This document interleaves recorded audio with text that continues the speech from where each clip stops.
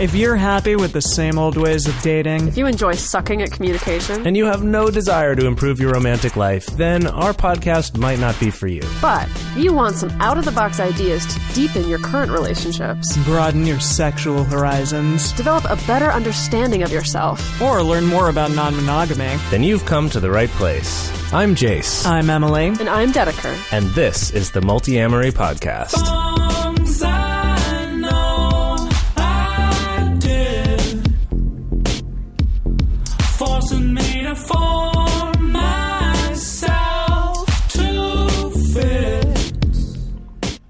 On this episode of the Multiamory Podcast, we are speaking with Carrie Jenkins, philosopher and author of the new book, What Love Is and What It Could Be. We had a great conversation about the nature of love, including non-monogamous love. Of course, she is a poly person herself. And we talked about its biological nature, as well as its social nature, and some of her predictions for the future. It was an awesome conversation. Yeah, excellent. And wonderful read also. Yeah, definitely recommend checking out the book. There'll be information at the end of the podcast and in our notes where you can get the book and where you can learn more about Carrie. All right, with that, let's get to it.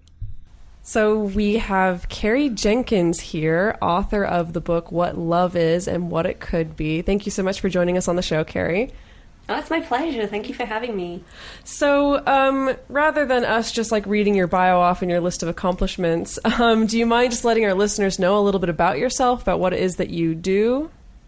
For sure, yeah. So I'm a professor of philosophy at the University of British Columbia, and I have the Canada Research Chair in philosophy at that university, and I'm running a project there, which is a multi-year interdisciplinary project on the nature of love, the metaphysics of romantic love. So I'm looking into just what this thing is, questions like how natural it is, how much of it is invented versus discovered, whether it's real at all, and questions like that. And so the book that I've just written, What Love Is and What It Could Be, has come out of that project at the University of British Columbia. So I have a question, and this isn't really even about the main topic at hand, but it's about the term metaphysics that you used. Oh, yeah. You know, in the book, you give a little bit of a definition about it, and it's an interesting one because I find that a lot of people in the non-monogamy community also tend to be involved with stuff that's a little bit, we call it, you know, like hippie or a little woo-woo. Call it woo-woo. Yeah. And people in that, like in the New Thought movement and stuff like that, use the term metaphysics as well. And I think they're meaning something different than what you are. That's right. Yeah. So metaphysics has many different meanings. The way I'm using it is the way that an academic philosopher uses it. So it's within the discipline of philosophy. It's a sub-discipline that is particularly concerned with reality, with the nature of the world and the universe around us, as opposed to, say, like questions of ethics or questions about how we know about the world, which would be epistemology. So metaphysics is really kind of those direct questions about what is real and what isn't. And so it's not like that usage is obviously not completely disconnected from other ways that people use the term metaphysics, which also tend to be interested in that question about like what's real and what isn't. But certainly it has different connotations. When you go into most bookstores and look at the metaphysics section, you're probably not looking at it what tends to be like about. The Secret and the sort of That's magical right. sort Esoteric. of stuff. Yeah, definitely. Yeah, that's right. It doesn't really mean that in the academic context. Right. So for your book that just came out, for all the lay people, like non-philosopher people who are listening out there, essentially it boils down to this really excellent and very thorough exploration of trying to figure out what romantic love really is. And so, Carrie, why is that such a tricky question for us to tackle? Yeah, great question. So, I mean, there are lots of things getting in the way of understanding this, I think. So there's this bundle of ideas, ideologies that I've called the romantic mystique.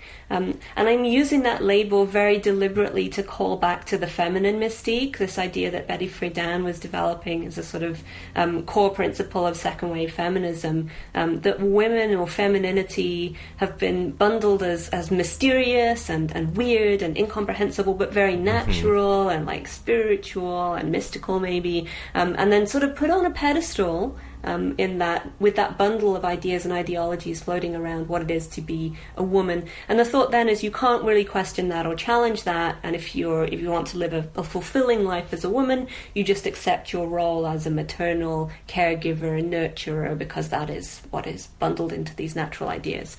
So that's the feminine mystique. And I want to say there is this other phenomenon, the romantic mystique, where we're attaching a very, very similar bundle of ideas and ideologies to romantic love. So, for example, this idea that it's incomprehensible, it's mysterious and weird, you can never really understand it, but it's wonderful and beautiful and magical and natural, and so you can put it on this little pedestal. You should never critique it, you should never challenge it, and if you want to live a fulfilling life, you should just let it happen as the way it is, and then, you know, everything will just work out.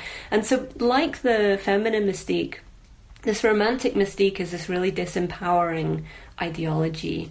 It's promoting acquiescence, it's promoting deliberate ignorance of what I think is actually really, really powerful, really influential, potentially really dangerous, potentially deadly phenomenon, right? Which is romantic love. So that we've got this combination of things going on, where on the one hand, lots of people are literally letting their lives be determined by romantic love, and on the other hand, everyone's saying, well, don't overthink that. You just want to let that happen, right? You can't really understand it, so that's fine. And I'm saying, no, that's not fine. If it's that important, we need to do the best we can to understand it. And of course, we can never fully understand it. We're not going to answer the question perfectly, but we've got to try. Right. Yeah. So that actually leads me perfectly to one of our later questions, which is the fact that, and you mentioned this in the book, that when you bring up analyzing romantic love or using any kind of analytical or logical tool with love, that people sometimes freak out a little bit. You know, they kind of think like, oh, well, that's gonna make it less romantic, that's gonna take away the magic, that's gonna make it inorganic. And we've definitely experienced in our own lives, you know, trying to use different tools and relationships or communication tools of people being like, oh, that's so robotic. Like, why would you do it that way? And we've always felt on the podcast that it actually can enhance things, you know, rather than make them more robotic. But I want to know, what's your response to that? Because I feel like a lot of people would respond to this book in that way of like, why do you want to pick apart romantic love? Like, isn't that going to destroy all of our relationships? Yeah, good. So, I mean, it didn't destroy mine. So, you know, that's the first thing to put on the table. It didn't destroy either of my, long-term loving relationships. In fact, I feel that it's made them stronger and healthier, to be more thoughtful and to be more aware. The other thing to say about this is sometimes there's perceived to be a kind of dualism or dichotomy between emotion and reason, this idea that you're either thinking or you're feeling, and they're going to somehow be pulling you apart. And what I found is that with practice and over time, they're pulling me together. And that, I think, is really valuable. So I'm not proposing to replace feeling through one's romantic relationships with thinking instead. I'm proposing to try to bring, you know, in a really healthy mind, I'm thinking, can't we bring those two together so that they're working in harmony and they're pulling in the same direction, rather than trying to shut part of that down, rather than trying to shut one's critical reasoning self down at the very moments when you might need it the most, right? When perhaps things could be dangerous. I wanted to go into that a little bit, because an example that I thought was really powerful in your book is when you were talking about how if we don't question what love is, and we're just kind of taking this sort of amalgamation of little clues we get from the movies we watch and the books we read and all of that, that we can end up not being able to tell the difference between abuse and love, because a lot of those traits are misrepresented, or, you know, that's why when you were mentioning earlier that it can be dangerous or even deadly, I'm like, we've all seen this happen with ourselves and with people that we care about. Right, getting trapped and this in is an idea that I'm taking straight out of Bell Hooks, who's one of the big influences on my work. So she's been, a long time critic and feminist writer, and she's very interested in love and the nature of love. I don't agree wholly with all of her views, but there is that strand in particular was really inspiring to me in wanting to come to clarity, as she puts it, about what love is. Precisely because the unclarity is allowing a lot of dangerous and dark things to fly under the banner of love, and that's such a powerful and positive banner that it's actually, it's a very dangerous thing to let something that's actually destructive, something that's actually abusive, fly anywhere near the word love, right? Yeah. So phrases like, too much love as used to excuse abusive behavior, I think those just need to set our alarm bells ringing immediately and very loudly. Well, what it makes me think of is not necessarily abuse, but I think of the reactions that we often get when we on the podcast talk about NRE, about new relationship energy. Oh, yeah. About that, that rush of energy that you get when all the chemicals in your brain are firing when you first start to fall in love with someone. And I feel like understanding that NRE is a thing makes it better. Like the fact that I can be like, okay, now I can soak into this and I can enjoy it. But also not make any major life decisions. But not make a decision right to move now. across the country, But so many people don't, so many people do totally fall into that. Yes, and I've even had partners who are like, why would you call it NRE? Like, that's just so inorganic and that's so unromantic. But I feel very much the same that no, I feel like being able to bring in the thinking mind enhances it and makes it so that you can enjoy it without just being totally drunk, I suppose.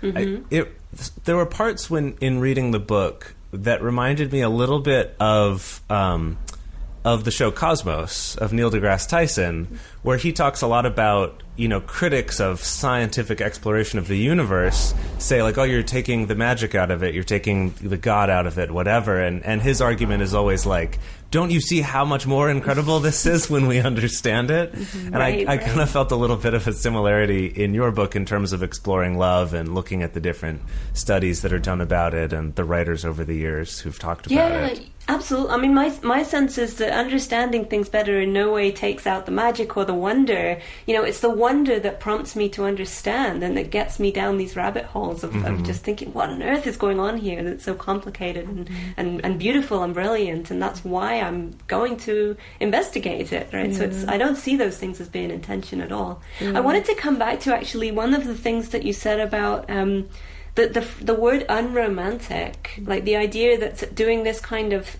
critical thinking could be unromantic. And I think there might actually be something to that, but not something that we want to be too worried about doing. So here's my thought. So sometimes when we use the word romantic, we're using it to pick out a particular kind of story that we have singled out as the romantic story, and it's basically, just the plot of every rom-com ever. That story we think of as romantic, and the label then gets used to kind of distinguish it from every other kind of story, every other kind of relationship that could happen. And so sometimes when we say unromantic, what we're doing is we're investing in that hierarchy that makes some love stories the romantic ones and therefore the best ones. Right. And so unromantic, in some ways, it might even be worth trying to reclaim a little bit of that and say, sure, it's not your rom-com stereotype. Right. That does not mean we've done something wrong here. And this is kind of getting me a little bit ahead of ourselves in where I go in the book. But part of what I end up saying in this book is I'm not even sure whether my love does count as romantic, and I'm not sure if I'm worried about that, because that might not be what I'm after in the long term.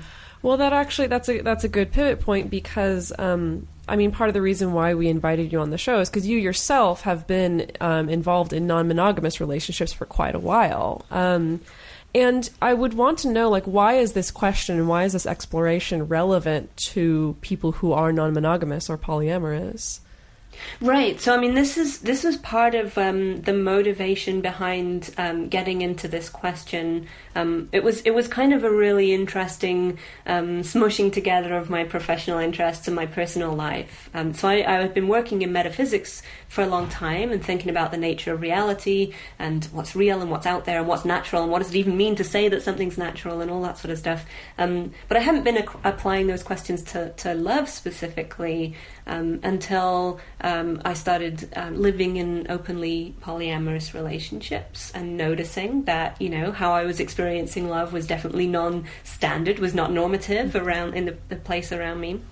So, and one of the things that would happen that was symptomatic of that would be that people would say that's not really love. You're not really in love if you feel it with two people because they're thinking of the single romantic story that's definitely monogamous and permanent and all of those other things.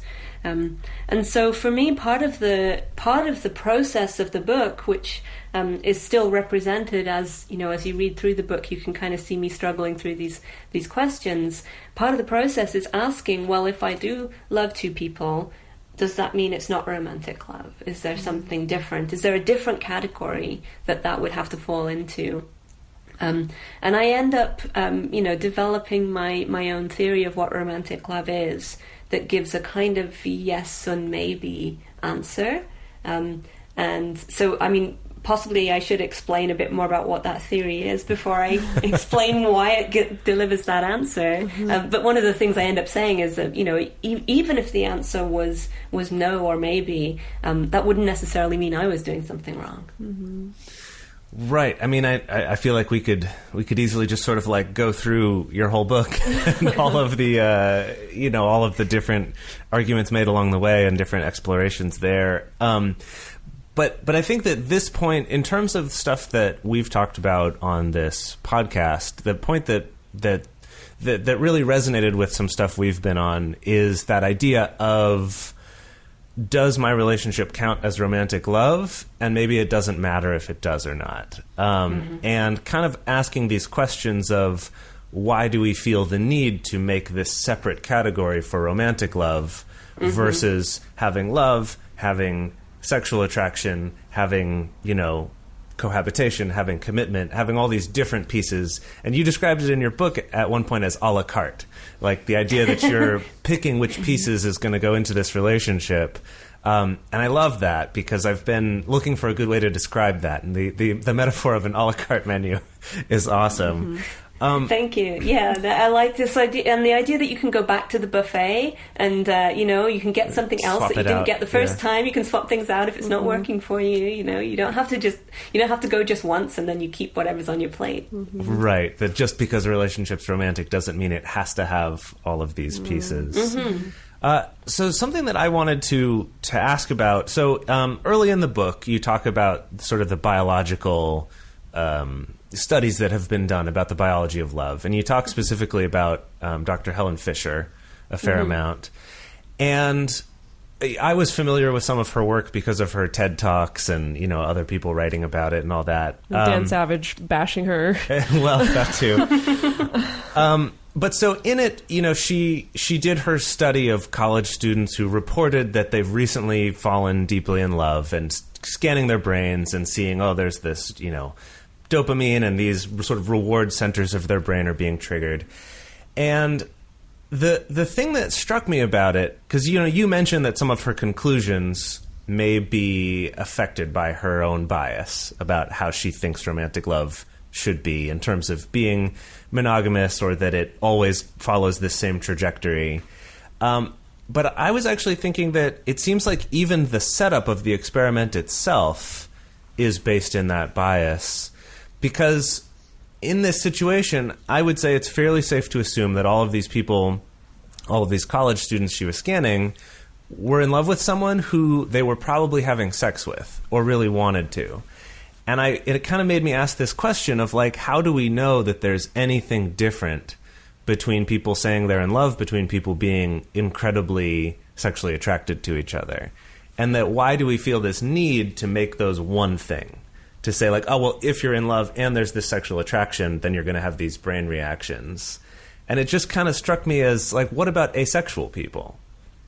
What if you scanned a group of 100 asexual people who've just fallen in love? Would that scan look different? And therefore, the same question of like, what's love then? Right. So I'm so glad you raised this, because I actually have, I don't write about this so much in the book because it kind of gets into the specifics of scientific methodology, but I have another paper where this is an academic, journal article, where I talk about the scientific research out of various disciplines that's being done on love, and the way that those studies are conducted.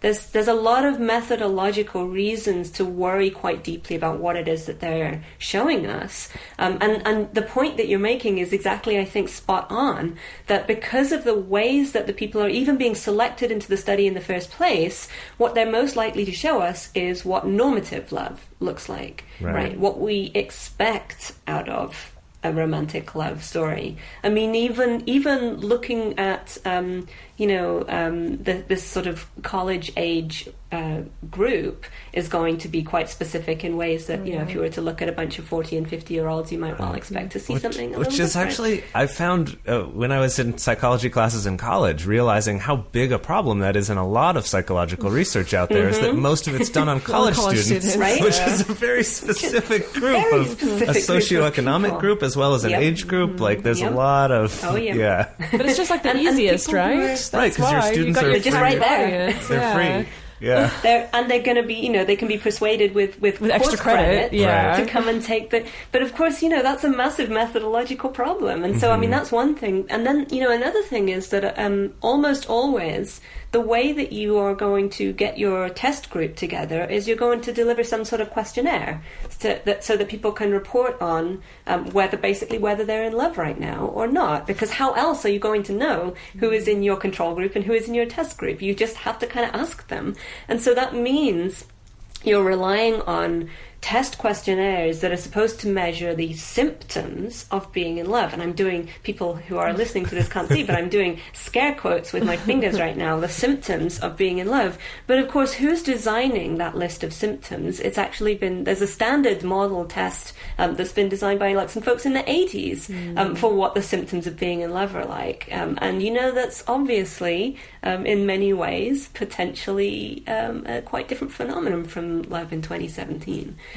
Not least, I think, the possibility of the very different ways that love is mediated now, especially in early stages, by technology and by different forms of communication that are being considered in something that was designed in the 1980s. But the problem with this is that once a model has become the standard way of testing something, once you've got a standard measure for how much in love somebody is, then if you want your new study to be comparable to the older studies, you have to use the same measure. So that's why these things get very sticky. And actually, this is a big methodological problem for the science of love. So it's kind of like these same benchmarks keep getting used when maybe the benchmark itself is not the best. But what if the phenomenon has changed, or there were problems with it originally? I mean, so one issue that I have with the standard measure that's used at the moment, it's called the passionate love scale, is that it just assumes that love is monogamous by definition. So it says things like, I would rather be with so-and-so than with anybody else, as a marker. And if you answer no to that question, you go down the scale of how in love you are. And I'm like, so that's going to put me straight down the scale of how in love I am, just because I'm not a monogamous person. Yeah, that's funny, because we did an episode on attachment theory quite a while ago, and I know there's similar things with attachment theory of where people who answer like that they're jealous when they think about their partner being with someone else, that's actually a sign of like secure attachment, right? Which is like so interesting, very questionable, right?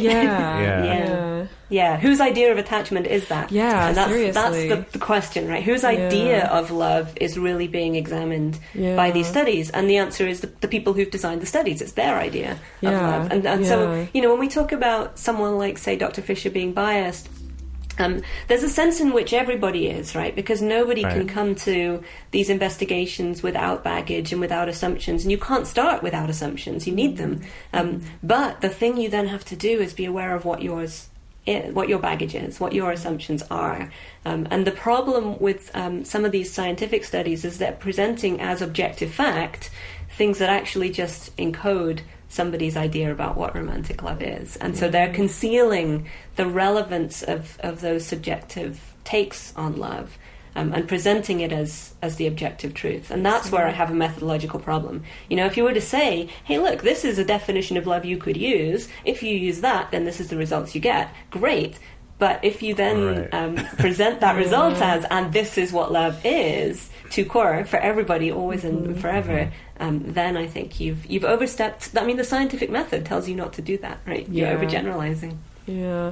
I want to bring up something that you also explore in the book. It's this idea that historically people will label a relationship as being purely sexual as a way to devalue it. So, like, we saw this with interracial relationships. We've seen it with same-sex relationships, and we definitely see it with non-monogamous relationships. That it's you know, no, that's not real love. It's just sexual. Of course, also putting, you know, love and sex on opposite ends of the scale. And what we've seen is, obviously, I think that what we saw in the gay rights movement was that big push towards no, it's love. Like, it's love. It's hashtag love wins. You know, it's, we're just like you. We want to get married and have babies just like you. And I see that in the polyamory movement of being like, no, it's not all about sex. It's about love. It's about love. It's about love. You know, we also want to do child rearing and all these normal things. But what we kind of see is it's almost like the pendulum swings so far in the opposite direction that there's actually like a lot of sex negativity in the poly community as well. That it becomes so far that it's like, no, we're so not like the weirdos. Like, we actually think casual sex is a horrible thing, you know? Yep.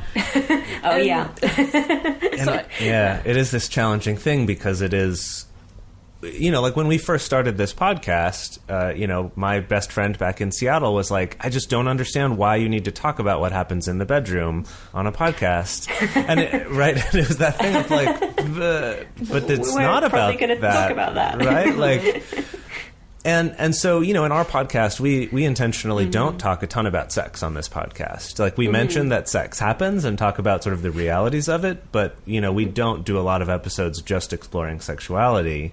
And part of that is because we did want to make it clear that monogamous people could be kinky and poly people could be kinky, but they don't have to go one with the other necessarily. But there is this risk of ending up fighting that fight too hard and ending up sex negative, or at least coming across that way. This is so right. And so you're kind of giving me the perfect opportunity to talk about other things I've also written. But I wrote a piece for The Establishment, which is a really great new media source that I love. And I argue in it that, yes, it's true, polyamory is not all about sex, and media representation of it as a sort of hypersexualized phenomenon is a problem, because it is trading in the existing sex negativity for, poly sentiment. Right. But what I go on to say at the end of that is the way to fight back about that needs to be done on two fronts, because you don't just like step away from the bomb and then push somebody else under it, right? What you do, you have to diffuse the weapon at the same time as, saving yourself from whatever damage is being done by it. So it is, it is inaccurate to say that poly is all about sex. So of course, we say that. At the same time, we don't want to say that without adding, also, there's nothing wrong with things that are all about sex, right? Because sex is fine, unless there's something being done that's actually non-consensual or that's harmful. There is nothing wrong with purely sexual relationships. It's just that isn't what I was talking about when I was talking about being in love with somebody, which is a different thing. So it's kind of like, it's sort of like somehow society has set aside the like shameful, dirty, nasty corner for the people who are all just about the sex and nothing else. And so everyone's trying to sort of run out of the dirty, nasty corner. And so and I totally get that. I understand like why that's important. But the other thing that's important is to like shine lights back into the corner and say, actually, there's nothing in there that's scary. Like that corner is actually fine too, and everyone back there is also fine. And can we please just stop putting people in the corner? But I guess what we've seen is that it's an easier battle to win pushing the "we're all about love" banner than to push the "no, look in the sex corner and you'll see that everything fine." Easier, yeah, much easier. But it doesn't make it right. Yeah, exactly. And it's kind of similar to the ways in which the norms of monogamy have actually been reinforced by the move towards like greater inclusion of same-sex love, as long as it is monogamous and looks as much as possible like traditional. As long as we're not talking about the bathhouse or anything like that. Exactly, right? As long as we're not talking about letting people have two partners, then we're cool with it. As long as you look as much like, quotes, us as or normal as possible, then we're cool with it. And that's actually been one of the ways in which being a poly woman, and especially a queer poly woman, which is how I identify, has become like harder and harder, even as things have generally gotten better for queer people in general in the society around me. And in fact, the intersection becomes really awkward, because then being a queer poly person, you're kind of one of the phrases that I've seen bandied about is like ruining gay marriage for everybody, which is a piece of abuse that was actually sent to a queer triad. I forget who it was, but there was someone, and I don't remember if this was more in the realm of philosophy or more about politics, but was talking about this basically the in-group, out-group phenomenon, but basically that, originally we have heterosexual monogamous people as the in-group, and then the out-group is queer people, is poly people, is kinky people, is everybody else, and they're all supporting each other. But then as soon as same-sex marriage gets to be in the in club, now they disassociate themselves, obviously not all the people, but sort of as a movement, right, as a whole, there tends to be this distancing, because just like that, like you're ruining it for everybody. Right? It's very strategic, and it can be, politically savvy and all of these things, but, it does amount to throwing somebody else under the bus to save yourself, and that's the part that I have a problem with. And so, that's why, when I write my polyamory is not all about sex article, it includes this final part that says yes, and things that are all about sex are fine, it's just that's not what it is.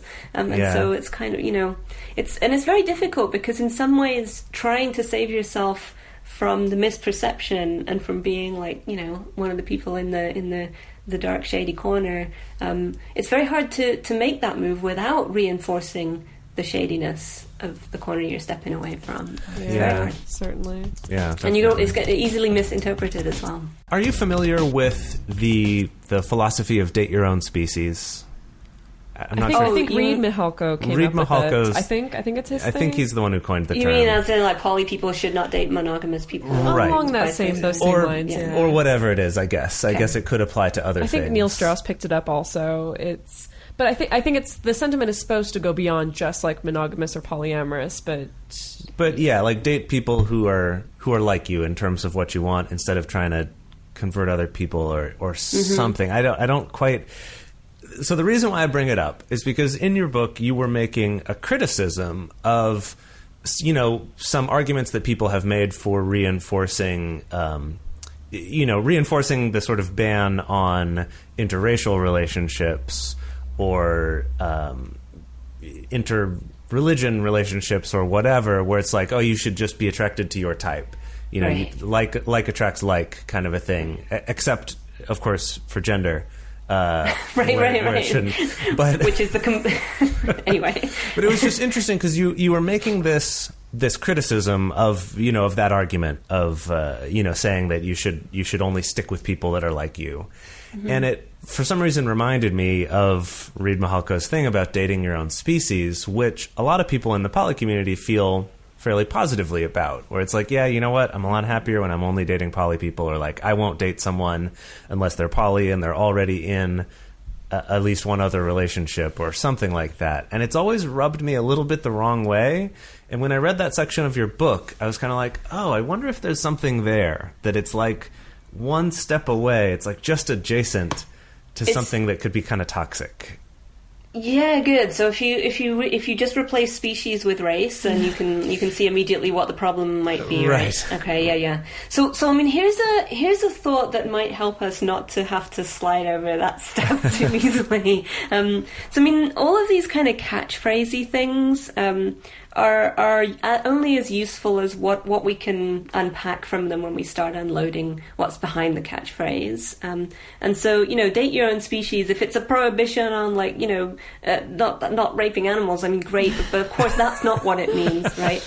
Maybe that's what he meant. If it's actually well, it's not. If it's got some, if there's some sort of reason why you would be happier with certain kinds of people, like say you want to have kids with someone, and so you're going to be happier with someone who also wants to have kids with you, then that makes a lot of sense, right? Because, massive incompatibility on a huge life question like that is a real problem that you probably want to avoid, unless it can be outweighed by other things, which, anything can potentially be outweighed by other things, but just as a rule of thumb.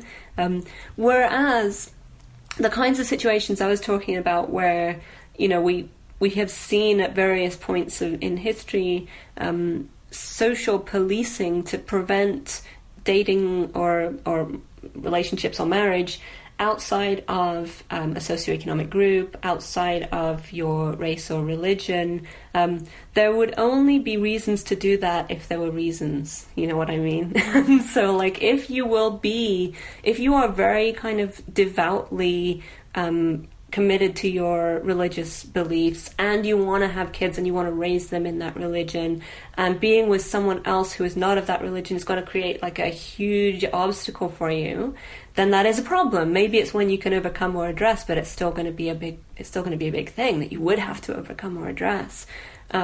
Whereas if you're just kind of telling people you can't date that person because you're white and they're black, then something has gone wrong, because that is not a reason. That's not a morally viable reason not to date someone.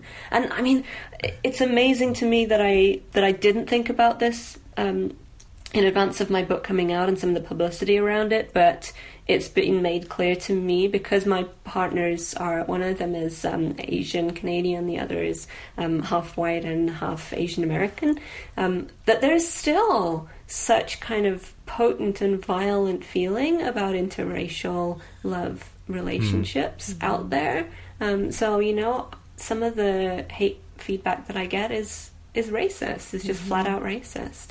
And so that kind of, there is absolutely no grounds for anyone to be doing that.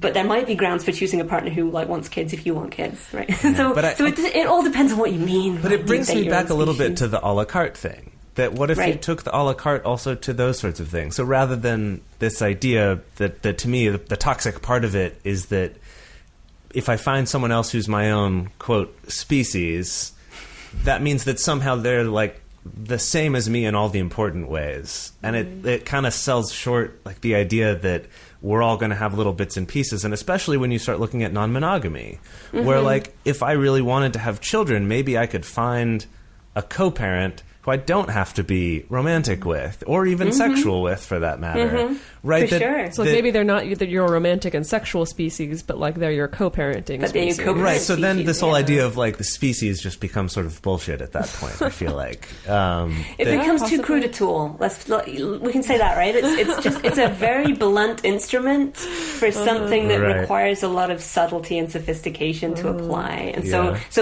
whenever you're doing that, you're at risk of doing the toxic thing by accident. Of course.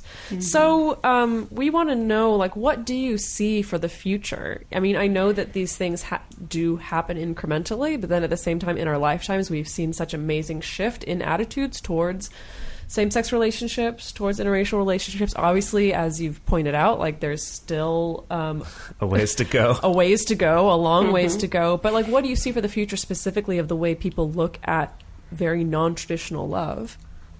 This is a tough one, and in some ways I love predicting the future because no one can prove I'm wrong for a little while, so it's a little safer than most of the other things that I do. And actually, so the book came out at the beginning of this year and was written obviously before the ascendancy of Mr. T. So Mr. T. No, Mr. T's too cool. Yeah, no, he who shall not be named is what we call him. We won't contaminate that name. But yes, the giant orange fellow. And so some of my opinions about the future are more in flux, I suppose, than they used to be. At the time I was writing this book, I was looking back on, the fact that we've moved towards, as you say, not a completed journey, but towards much greater inclusion of interracial relationships, towards much greater inclusion of same-sex love. And so I was thinking, what's going to happen next? Because at the moment there's a massive, massive head of steam behind the idea that you're supposed to be with one person forever. That's working out for some people, but not for a very, very large number of people. Right. And so I was predicting some kind of release valve for that problem. And one of the release valves for that problem is more tolerance of polyamory and non-monogamy in general. But when I look at that option, I see such a lot of still quite violent and, vitriolic hatred.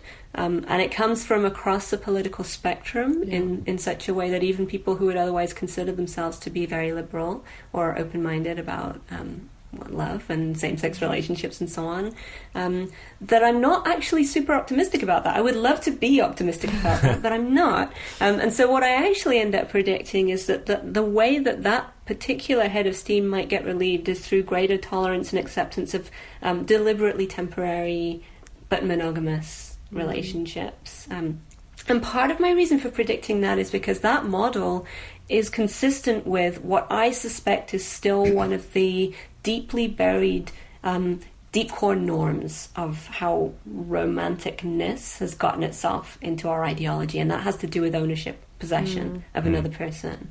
And the thing about temporary monogamy is you only have to shift from a purchase model to a rental model, but you still accommodate the fact that you have rights now over another person. Yeah. Whereas the thing about non-monogamy that I think is really what might be at the heart of this very kind of deep and vitriolic reaction to it is that it challenges that, because there are so many models, so infinitely many possible models that non-monogamous relationships can take, and so many of them obviously give rise to direct challenges to the idea that romantic love is possessing another person, or putting your little wall around them and saying that's my person in here and nobody else is allowed to have that person, just me.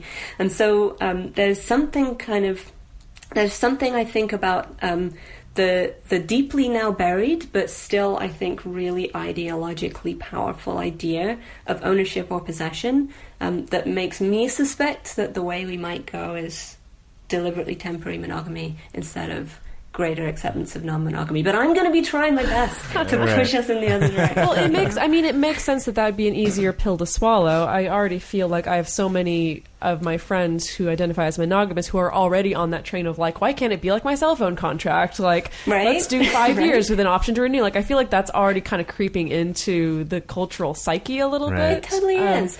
And in some ways it totally makes sense, right? Because it's not unromantic to say, well, we'll check in 5 years and then I can recommit to you and it'll be lovely. Yeah, exactly. And I think we have some friends who do it every year, actually. Yeah. On their anniversary, they're like, so do you want to renew for another year? That's part of their thing, and that can be really sweet and lovely too. Right. But I think it makes sense for our generation of being a generation that went through our parents' divorces. I think that ours is a generation that has a much easier time accepting okay, maybe one person for your entire life isn't the acceptable model. Maybe I can accept this serial monogamy because a lot of people can really relate to serial monogamy. Right, they've seen it modeled. Exactly. And it worked. Yeah. Right. Yeah, I feel like the trick is getting over the idea that it's failed somehow, if that's the case. Because I feel like while I do think people now are more okay with the idea of serial monogamy, or just kind of a relationship might end and I might move on, but they still, I think, see it a little bit as a failure. Yeah. That's right. Because there is still this idea that if you had done it right,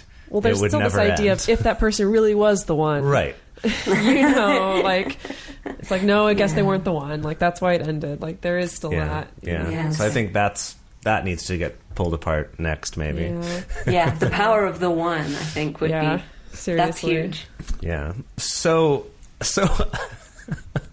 with the conversations that we've had after reading the book, and what you brought up earlier in this interview is, when we really start to pick apart what defines romantic love, and if I might feel certain things, but in society that isn't considered romantic love, or, and we've seen this through history of people who would have what we would today define as romantic love for a same-sex person, but they couldn't even see it that way, and so they called it something else, right? There's all of this, and it kind of led us to the question, and we are allowed to use naughty language on this show. It led us to the question of, like, is it all just bullshit?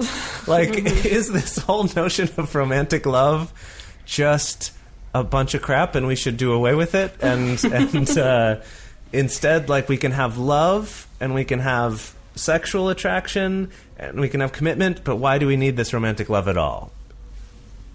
Great question. And this is one I grapple with in the book, and it's one that philosophers, especially like feminist philosophers, have been grappling with that question for ages, because they have identified particularly the ways in which like damaging gender roles get packed into the idea of romantic love. Yeah. And so, you go back to like Simone de Beauvoir or Shulamith Firestone, like a little bit later, 40s and 70s, kind of taking both sides of that question, actually. So Shulamith Firestone, 1970s, arguing romantic love is like a diseased form of love. It's been corrupted by its power context, and she's talking about the power dynamics between men and women.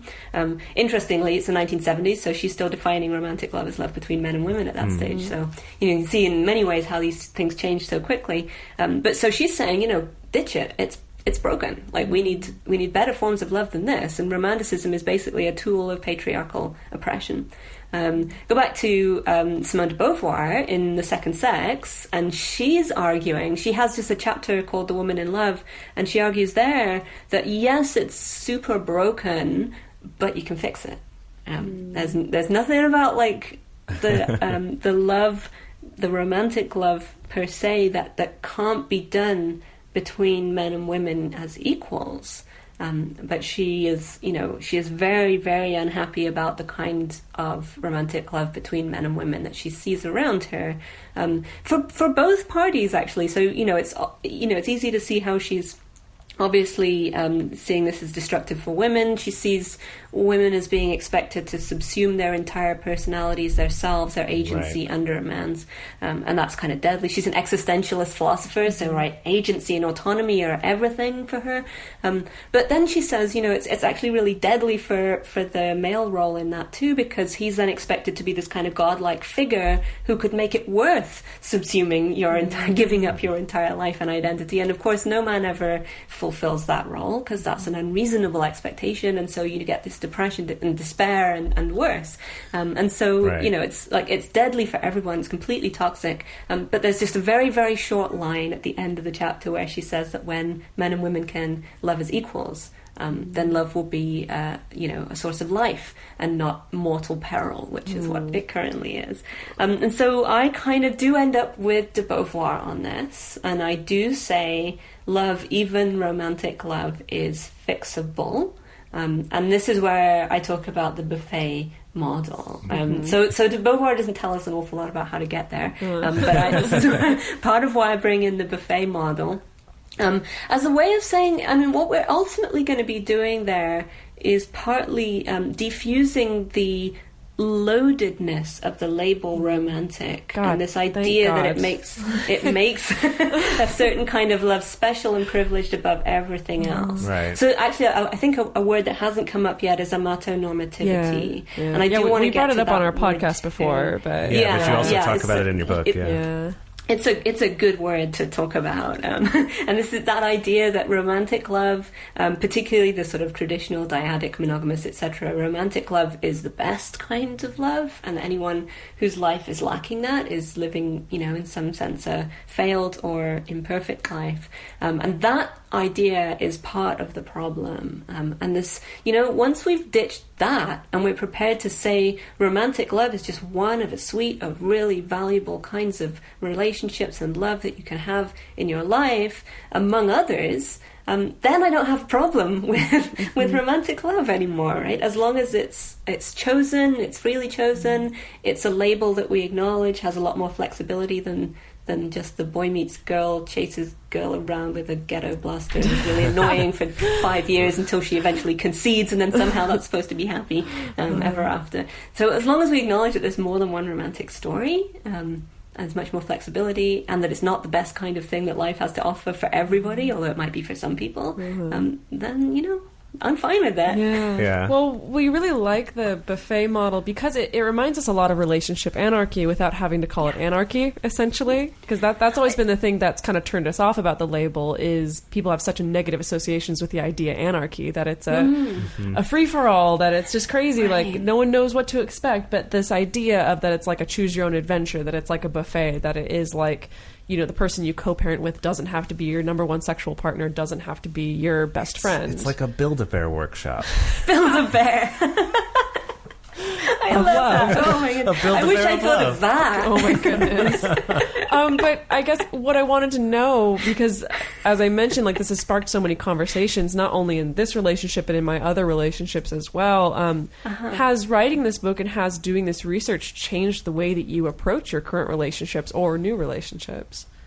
I mean, it kind of has. In some ways, while I was going through the process of writing and thinking, I was taking both of my partners with me through that process, because they are both my interlocutors. They're with me in these thought processes and feeling through and thinking through all of these things.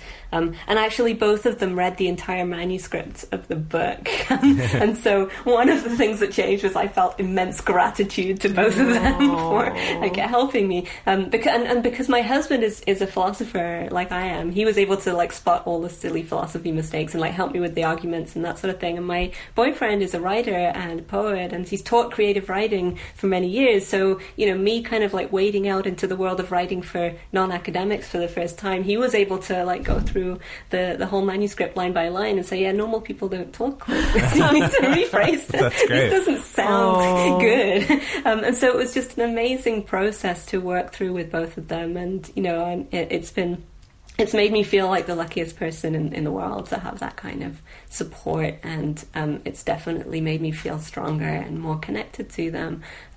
Recently, since the book's come out and we've had lots more publicity going on, it's put a lot of pressure on all of us, together, because, for things like interviews that are sucking up a lot of our time, and in some ways are quite invasive of our privacy, or are attempting to be invasive of our privacy in some cases. It happens, and they're both being unbelievably supportive and generous in making this happen together with me, and so it's kind of there's another kind of bond there now, which is this sort of oh my goodness, the mainstream is looking at us, and what do we do, and how do we respond and react to that, and there is a kind of feeling of teamwork, I think, against all of the pressures that are coming in there.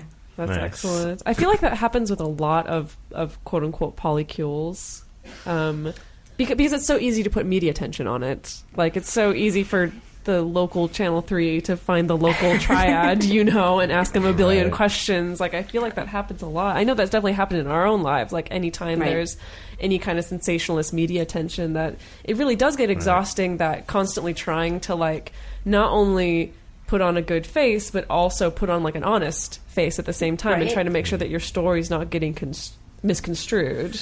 Right. And being aware of what you can and can't share is really you have to keep updating all the time. It's like polycommunication times an extra few orders of magnitude. Yeah, exactly. Yeah, for us, with the three of us who host this, we also have to battle that assumption that we're a triad, that the three of us are all dating each other. And it's a hard thing, because on the one hand, we want to be like, no, we're not the same as all that. Look, this can look different ways. It's kind of like we talked about with the sex negativity thing. It's hard to not argue too far, because we want to be like, well, we all were when we started the podcast, but since then, now our other host, Emily, isn't dating either of us anymore, but we all still have other relationships. But then at the same time, I want to be like, but we're actually like even more in love than we were before. It just doesn't look like that kind of romantic love. So it's this whole, just like your book explores, where it's like, now no, you're no, podcast co-parents. Kind of, it is kind a lot of. like Or that. we call ourselves like an emotional triad. There you go.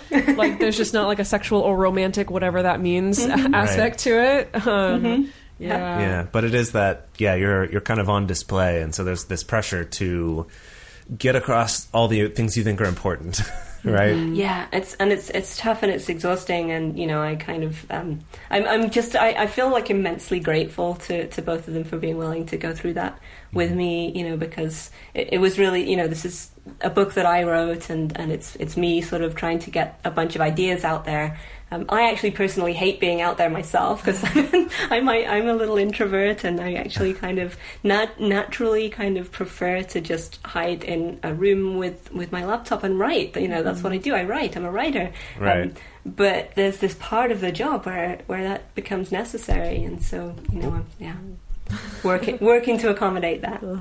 Yeah. So we're coming to the end of our time, and we have one question that we ask of all of our guests, and so we'll ask you, if you're going to give one piece of advice to someone who's considering opening up their relationship or becoming non-monogamous or exploring polyamory, what's the one piece of advice you would give? Oh my goodness! Other than read my book. Read my book. No, but I really struggle with this one, because I'm not an advice giver by nature, and so this sounds like I'm going to weasel out of the question, but I'm going to give you an explanation of why that is, partly as a sort of partial recompense for not answering the question, and the part of it is that I feel so strongly that I'm enmeshed in a particular position and situation, and view of all of these things, relationships, love, sex, whatever it is, that the best I might be able to do is imagine some sort of either version of me looking from a different position on things, which is not what anybody else is going to be, or some sort of tabula rasa type blank slate, which is unimaginable, because then there's nothing there, and so the only thing I get that's kind of close to a form of advice is